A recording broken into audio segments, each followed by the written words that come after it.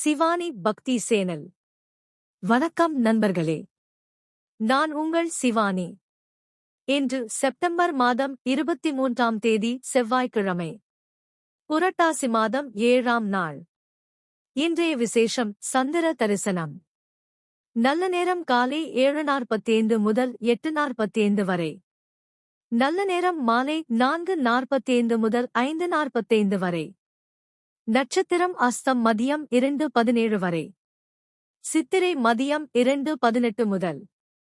பிரதமை திதி அதிகாலை 2:49 வரை. துவிதியை திதி அதிகாலை 2:50 முதல்.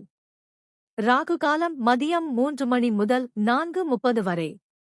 குளிகை மதியம் 12 மணி முதல் 1:30 வரை.